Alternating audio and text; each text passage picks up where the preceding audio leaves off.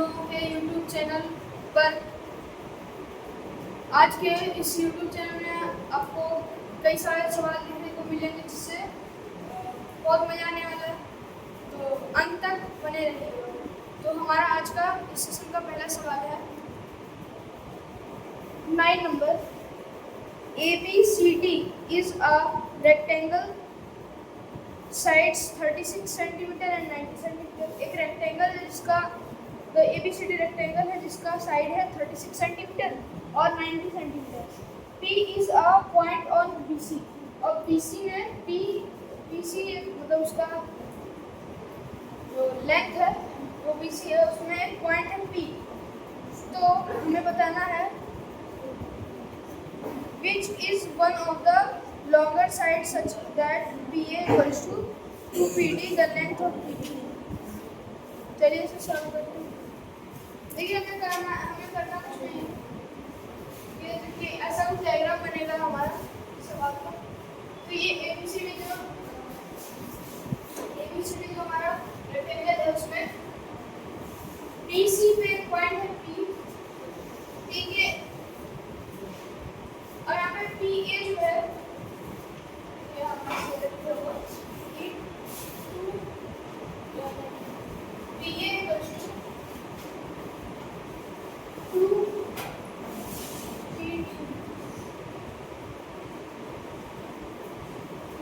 मतलब ये जो लाइन है इसका इस लाइन का मतलब होना है, तो हमें इसका इस BP का वैल्यू निकालना है। चलिए इसे सॉल्व करते हैं। सबसे पहले तो हम पाइथागोरस के नियम पे चरों के हिसाब से हम करेंगे कि पहले तो PA का मान निकालने को कोशिश करें तो PA स्क्वायर होता है हाइपोटेनस PA स्क्वायर होता है परपेंडिकुलर, अगर हम इसको मान लें 36 सेंटीमीटर और बेस मान ले x जो हमारा बेस इसको हमने x माना है, तो ये टोटल 90 सेंटीमीटर है। ये इसको पैरेलल होगा, ये भी 90 सेंटीमीटर है। ये हो गया x, तो ये हो जाएगा 90 माइनस x। यहाँ पे x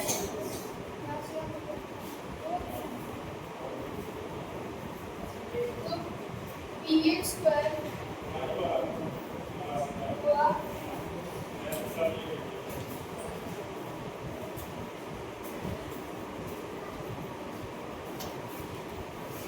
36 का हमारा स्क्वायर निकल जाएगा।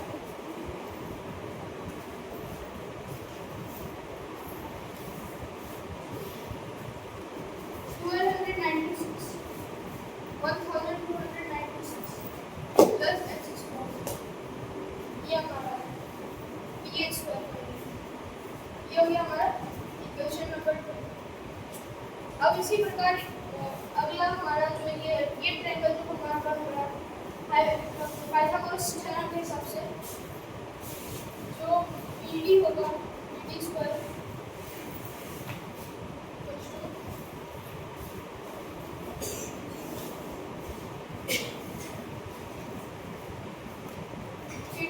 स्क्वायर इक्वल्स टू 36 का स्क्वायर प्लस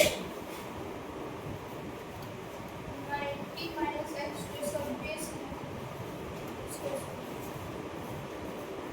ऐसे यहाँ पे इसका वैल्यू निकल जाएगा।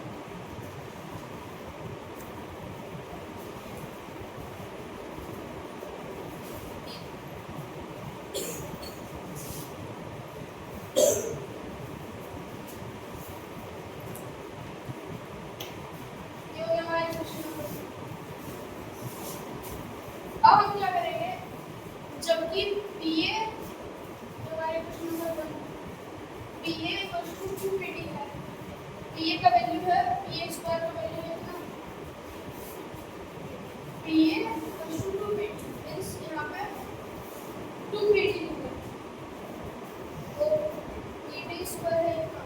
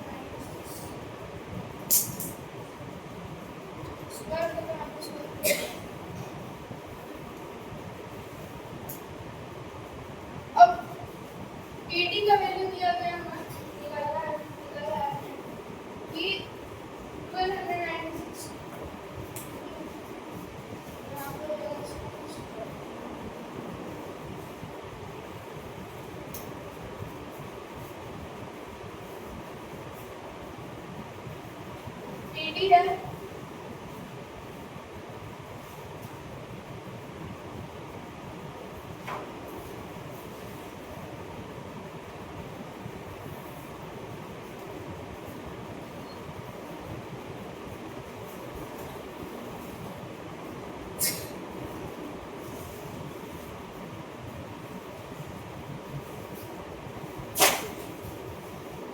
इतना हो।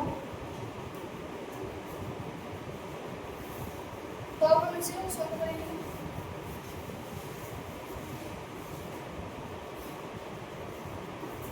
सॉल्व करने पे हमारा आ जाएगा, देखिए यहाँ पे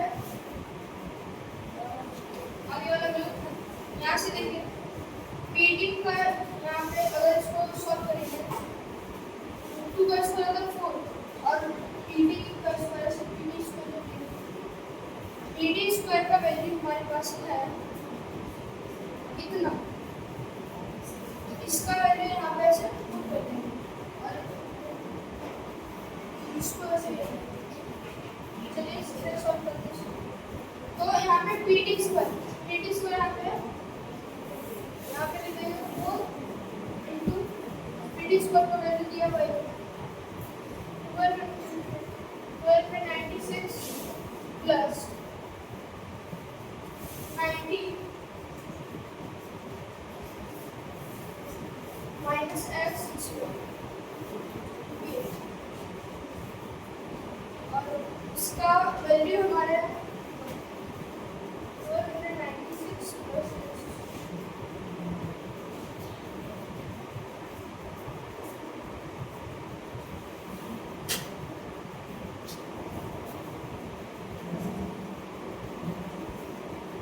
अब यहाँ पे 1296 हो जाएगा। अब a माइनस b का होल स्क्वायर ऐसा निकालेंगे तो इसका होल स्क्वायर हो जाएगा 90 का 8100 minus 970 into x 180x plus x square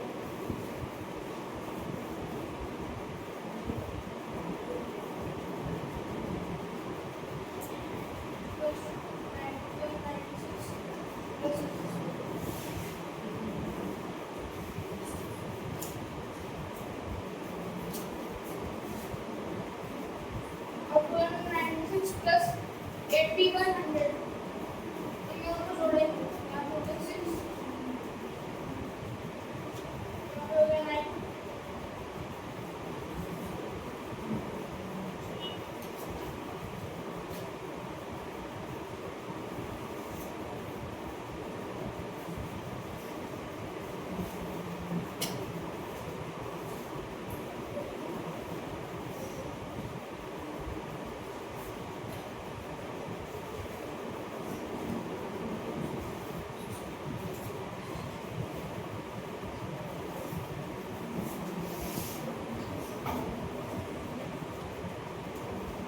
यहाँ पे into 4 रखते हैं 4 ले लेंगे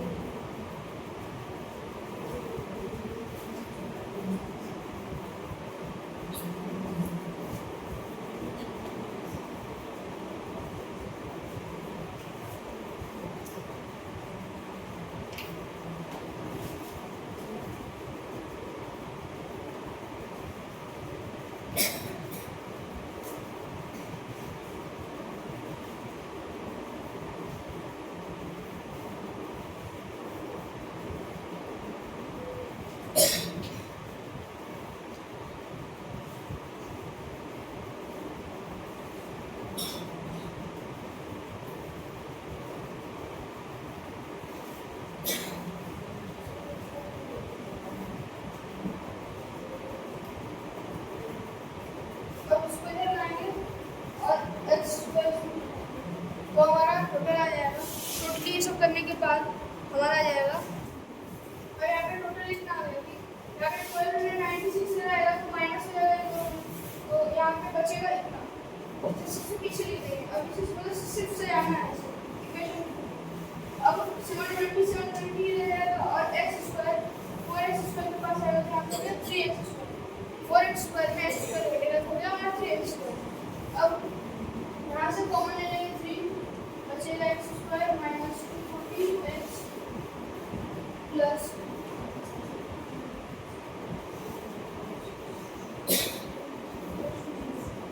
3 जो है ये इधर जाएगा, मीन्स डिवाइड जाएगा, ये 3 कट जाएगा। अब बचा हमारा x² माइनस 2x प्लस 120 1296। अब इसे हमें फैक्टराइज करना है। x² माइनस,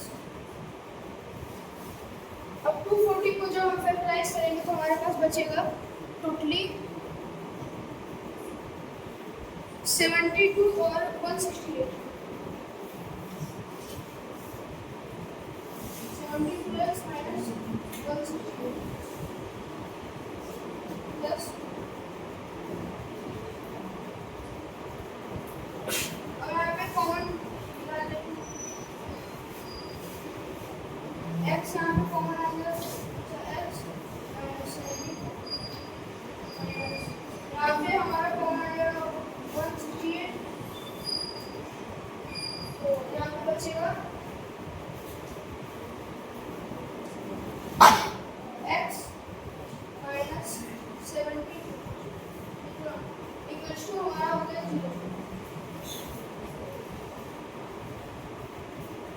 बाकी का इक्वेशन यहाँ पे सॉल्व करते हैं।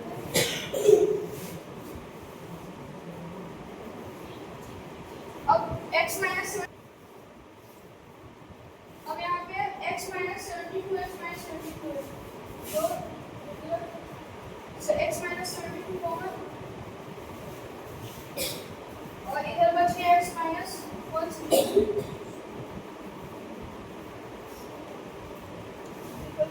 0। तो अब x का यहाँ से 2 मान निकलेगा, यहाँ से 2 मान निकलेगा 72 और 168, तो 168 तो नहीं होगा, ये इम्पॉसिबल है। क्यों? क्योंकि अगर हमारा x का मान 168 हो गया, इसका मान माइनस में आ जाएगा, कभी भी किसी लाइन का वैल्यू माइनस में नहीं होगा, तो ये तो इम्पॉसिबल हो गया, इसलिए x का लिए वैल्यू हो गया 70। ये हमारा राइट आंसर। उम्मीद करता हूँ आप लोगों को समझ में आ गया। 25 men eats 200 grams of rice a day, and 45 men working 8 hours a day can finish a project within a given time. 5 men are unable to report for the work. How long should the rest work a day to finish the project on time? इसको हम solve करना, सबसे पहले हमें क्या करना पड़ेगा, पहले सवाल को समझ लेते हैं। अगर 45 आदमी अगर एक साथ काम करते हैं 8 घंटे, एक दिन में वो काम जितना दिया गया है, जितना दिन में करना है, तो उतने दिन में वो कर रहे हैं, ठीक है। तो हमें बताना है कि अगर पाँच आदमी अनेबल हो गए, अगर 5 आदमी नहीं आए, तो उस एक दिन में 8 कितने घंटे काम करना पड़ेगा हमें, ताकि काम उतने ही टाइम में हो। चलिए सबसे पहले देखिए, 45 आदमी काम कर रहे थे 8 घंटे, 45 में 8, जबकि अब 5 आदमी घटे हैं, तो 45 माइनस 5, 25 माइनस 5 इंटू, अगर हम x कर दें तो हमें निकालना है कि कितने शॉर्टेज, कितना आदमी हमारा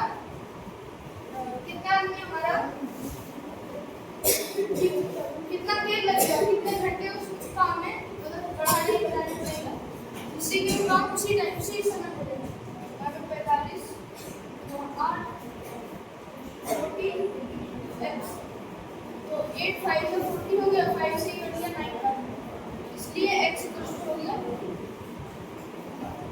हमारा 9, यही हमारा राइट आंसर। उम्मीद करता हूँ ये सवाल आप लोगों को समझ में आया। अगला हमारा सवाल है 11 नंबर का। इन अ 3 डिजिट नंबर, अगर एक 3 अंक की संख्या है, उसके जो डिजिट है यूनिट प्लेस में वो 4 गुना है 100 प्लेस के नंबर से, तो हमें अगर यूनिट प्लेस और टेंस प्लेस के नंबर को इंटरचेंज किया जाता है, तो नया नंबर जो बना वो 18 ज़्यादा है पुराने नंबर से, मतलब असली नंबर है, ये ओरिजिनल नंबर। तो अगर हमें ये बताया गया है कि 100 प्लेस का नंबर 1/3 है 10 प्लेस के नंबर का, तो ओरिजिनल नंबर जो होगा हमारा उसका 25% कितना। चलिए इसे सॉल्व करें। सबसे पहले तो हमें मानना होगा कि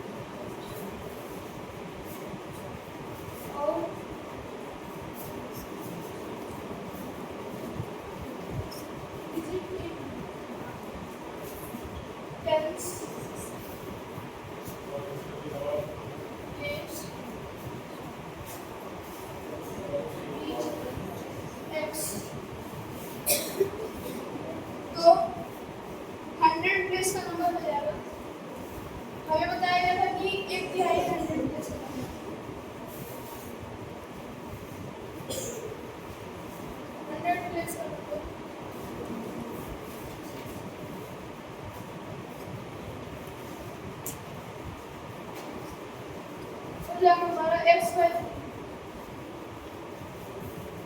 तो अब हमें निकालना है यूनिट प्लेस का 4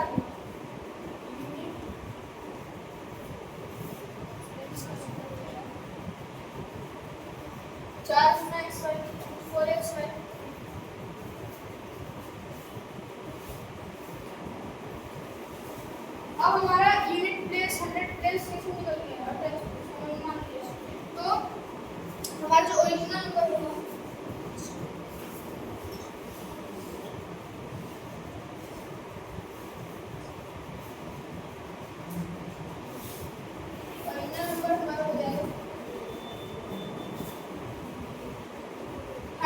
प्लेस का 100 प्लेस में हम 100 से गुना कर देंगे कि 100 प्लेस का नंबर है, और 10 प्लेस का नंबर इसलिए 10 से गुना करेंगे 10x हो गया।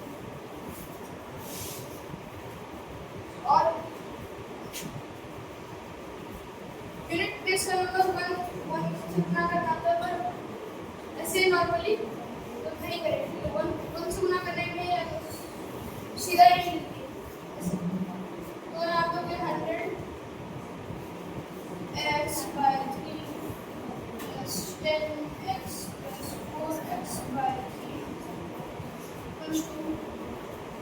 आ गया हमारा एलसीएम। यहाँ पर 100x प्लस 30x प्लस 4, इसका वैल्यू हो गया हमारा 100x।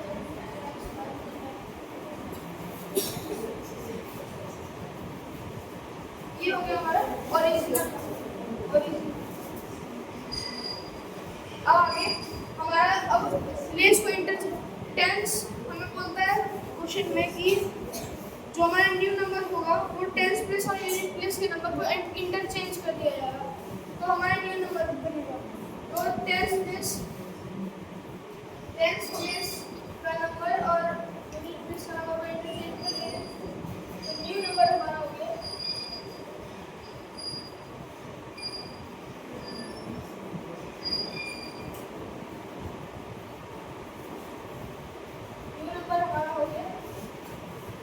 प्लेस का नंबर वही रहेगा।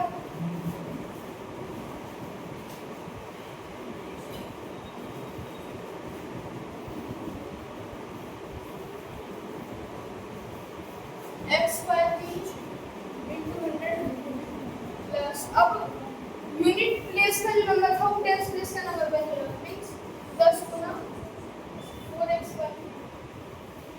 फिर अब यूनिट प्लेस का नंबर जो था वो टेंस प्लेस का नंबर यूनिट प्लेस का नंबर हो गया, यहाँ पे हो गया। अब इससे यहाँ पे न्यू नंबर हमारा आ गया x/3 प्लस 10 into कितना 40 x/3 प्लस यहाँ पे 3 हो गया एलसीएम 100x 40x प्लस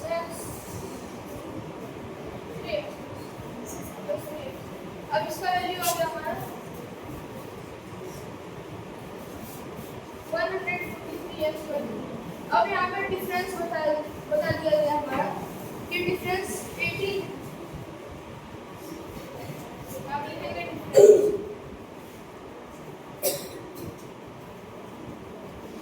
बराबर 18 हमें दिया। तो डिफरेंस असलियत में जो हमने जो माना है उसके हिसाब से डिफरेंस हमारा ये हो गया, ये न्यू नंबर और ये छोटा नंबर।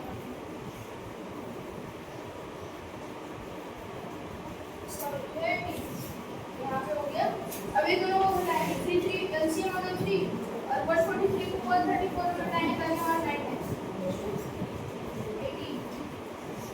इसको इससे घटाया किया है, इसको इससे घटाया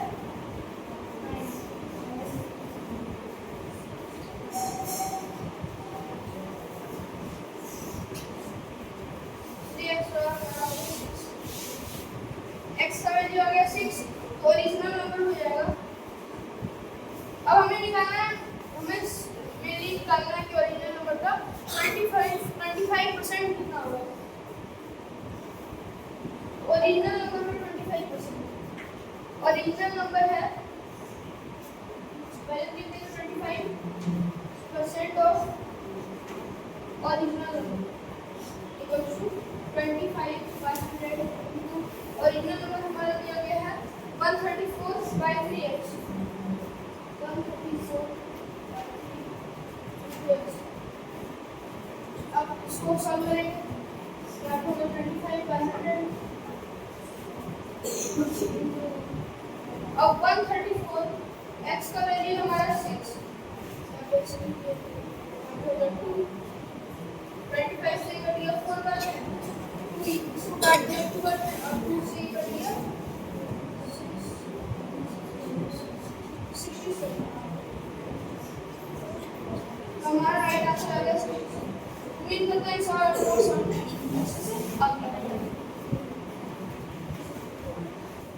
अगला हमारा सवाल है 12 number. My grandfather was 8 times older to me 16 years ago. अगर मेरे दादाजी 8 साल पहले मेरे से 16 साल पहले मेरे से 8 गुना था उनका एज,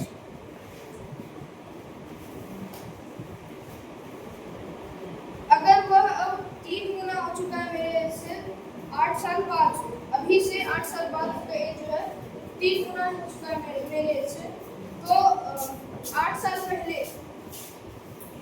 का जो एज होगा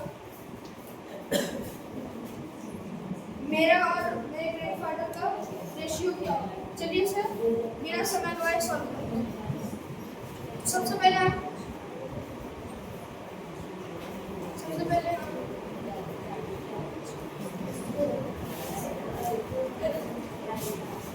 यहाँ पे मान लेंगे कि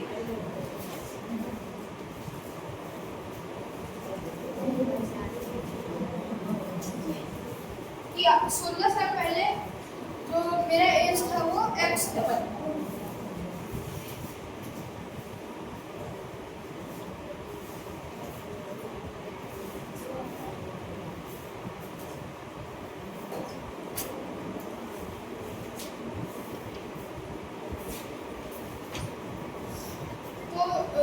ग्रैंडफादर का एज हो जाएगा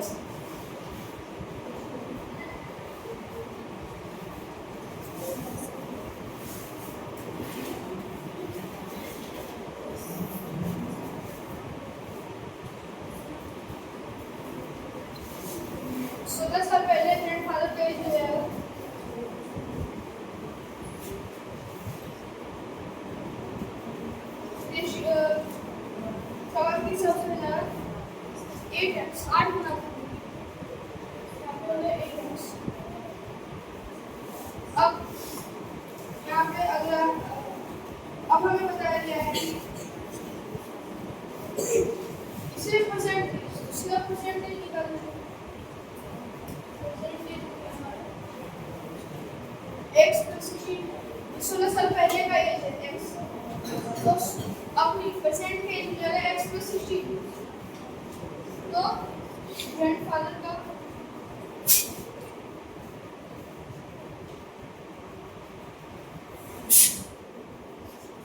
प्रेजेंट एज हो जाएगा 8x + 16।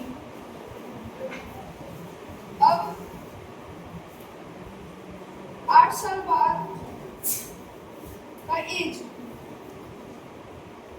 निकालना है, वो निकालेंगे। After 8 years my age, sorry, 8 years from now,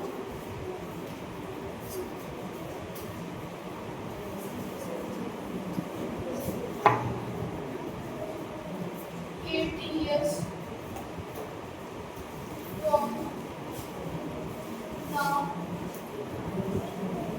my age equals to x plus 16 plus 8 equals to x plus 24। 8 साल बाद ग्रैंडफादर का एज होगा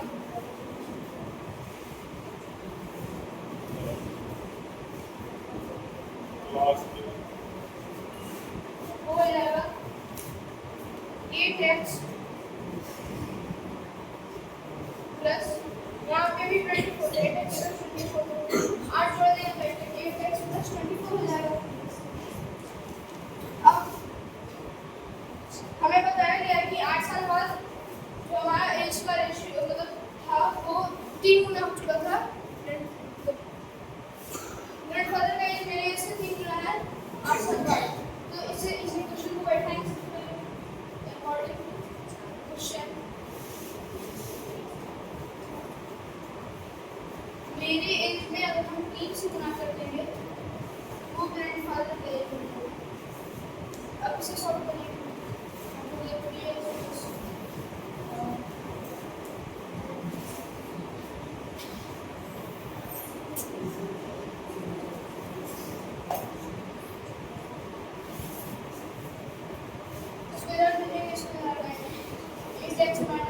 एट एक्स माइनस 3x हो जाएगा हमारा 5x इक्वल्स टू यहाँ पे 72 में 24 हो जाएगा 48, इसलिए हमारा x बराबर आ जाएगा x का वैल्यू हमारा निकाल देंगे और 48 डिवाइडेड बाय 5 हो जाएगा हमारा 9.6।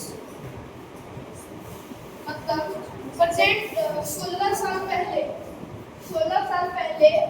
अभी से 16 साल पहले मेरा एज था 9.6 years। तो ग्रैंडफादर का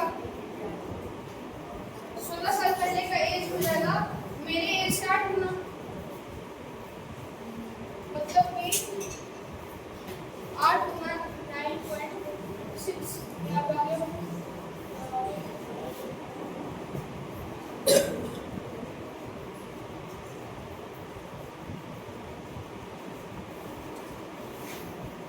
इतना था 16 साल पहले ग्रैंडफादर के इतना था, इसलिए हमें रेशियो निकालना है कि 8 साल पहले मेरे और ग्रैंडफादर के एज के बीच का कितना रेशियो था। ये हमारा हो जाएगा रिक्वायर्ड रेशियो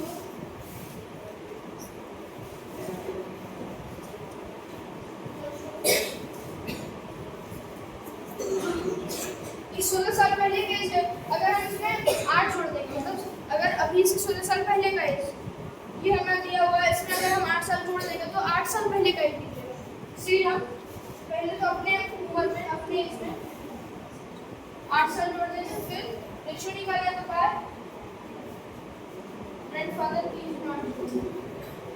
और इसका रेशियो निकालेंगे तो हमारा इसका रेशियो हो जाएगा जोड़ने पे यहाँ पे आएगा 17.6 भागा 84.8।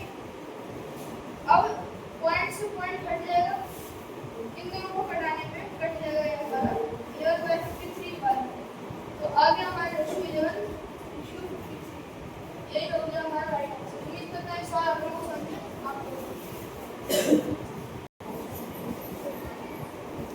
अगला सवाल है हमारा 21 number. Present ages of Amit and his father are in the ratio 2:5। अगर अमित और उसके पिता का रेशियो जो है अभी के टाइम पे उनके एजेस का रेशियो 2:5 है। 4 साल बाद अगर उनका रेशियो जो है हो जाता है 5:11 हो जाएगा तो 5 साल पहले उसके पिता का एज कितना था? चलिए इसे सॉल्व करते हैं। देखिए अमित की एज परसेंटेज को मान लेंगे। अमित के परसेंटेज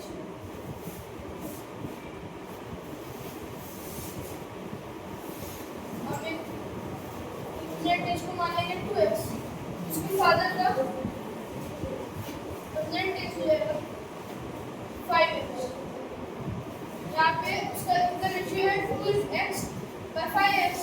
अब उसमें क्या करना है? 4 साल जोड़ना है। 4 साल जोड़ने के बाद रेशियो बन जाता है 5:11।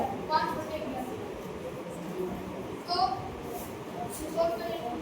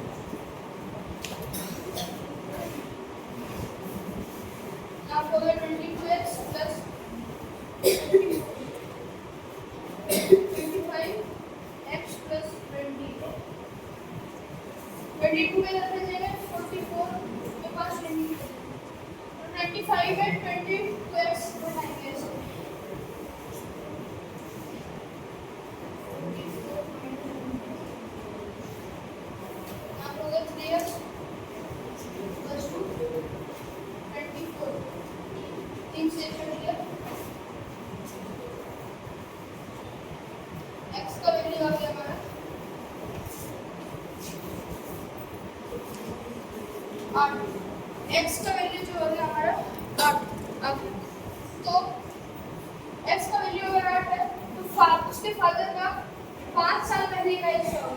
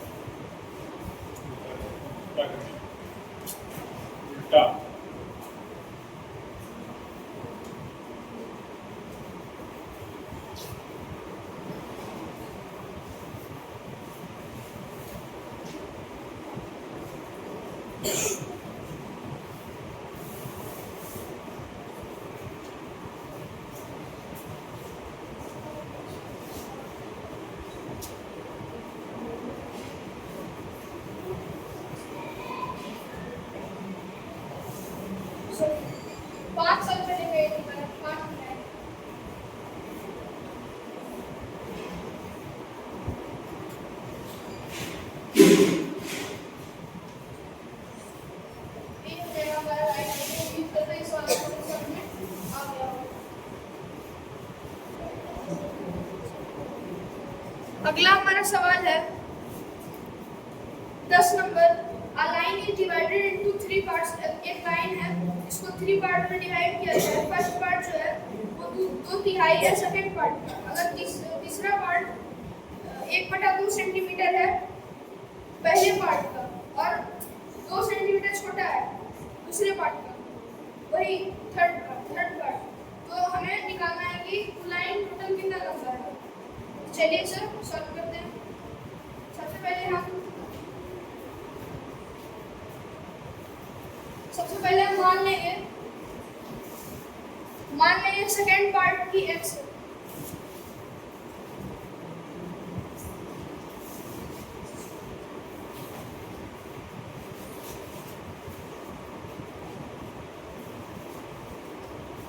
x मान ली सेकेंड पार्ट।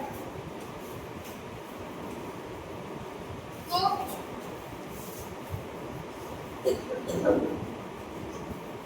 हमारा फर्स्ट पार्ट हो गया।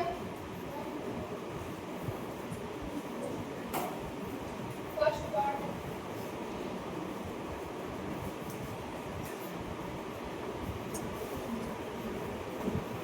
दो तिहाई होते x2 3x। इसी तरह थर्ड पार्ट हो जाएगा हमारा, थर्ड पार्ट जाएगा सेकेंड पार्ट से 2 सेंटीमीटर कम। और थर्ड पार्ट का एक और वैल्यू हमारे पास दिया गया है, फर्स्ट पार्ट से 1/2। थर्ड पार्ट एक तरह से इसका 2 मान निकलेंगे। अब यहीं पे एक इक्वेशन बैठा देंगे, 1/2 कम मीन्स x - 2। तो अब हमारा हो जाएगा, देखिए 3 का यहाँ पे सॉल्व करने में दिक्कत होगा, तो अगर इसे सीधा सॉल्व करना है तो दोनों तरफ 6 से गुणा कर दीजिए। 6 से अगर दोनों तरफ गुणा कर दिए, 3 और 2 का 6, इसलिए कम से कम 6 से गुणा करना चाहिए। यहाँ पे हो गया 3 से ये कट जाएगा, 3 से ये कट जाएगा, 2 बार में 4x माइनस, अब ये कट जाएगा 3, यहाँ पे हो गया 6x माइनस 12। अब इसको इधर भेजेंगे, इसको इधर भेजेंगे, 6x माइनस 4x 12 माइनस 3, यहाँ पे हो गया 2x।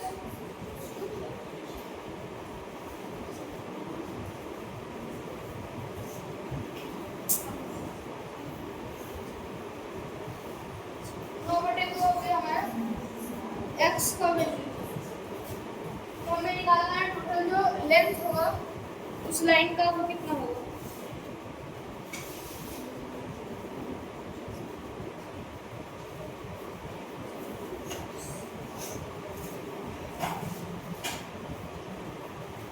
सबसे पहले यहाँ पे तो x का मान इतना निकल गया। अब हमें क्या करना है, लाइन जो है वो टोटल लेंथ ऑफ लाइन, पहला करना होगा तो x का वैल्यू हो गया। अब फर्स्ट पार्ट है ये 2x by 3, x का वैल्यू है 9/2 प्लस। अब थर्ड पार्ट हमारा x - 2, x का वैल्यू दिया है 9/2 माइनस। अब इसी को सॉल्व करना है, बढ़ जाएगा 3 बार तो इसको यहाँ पे 4.5 प्लस 3 प्लस 4.5 माइनस, यहाँ पे हो गया 4.5 प्लस 3 प्लस 2.5, 4.5 में 2 घटिया 2.5 हो गया। यहाँ पे हो गया 3 और 6, 3 को 5, 5 4 9, 9.5। अब 0.5 में निकल गया, 1 रह गया हाथ में, 10। ये हो गया हमारा राइट आंसर। उम्मीद करते हैं सवाल आपको समझ में आ गया। उम्मीद कर रहा हूँ कि आप लोगों को सेशन अच्छा लगा होगा। अपनी राय कमेंट में बताइएगा। तो इस सेशन का समय के अभाव के कारण समाप्ति की ओर बढ़ रहे हैं हम लोग। तो धन्यवाद, थैंक्स फॉर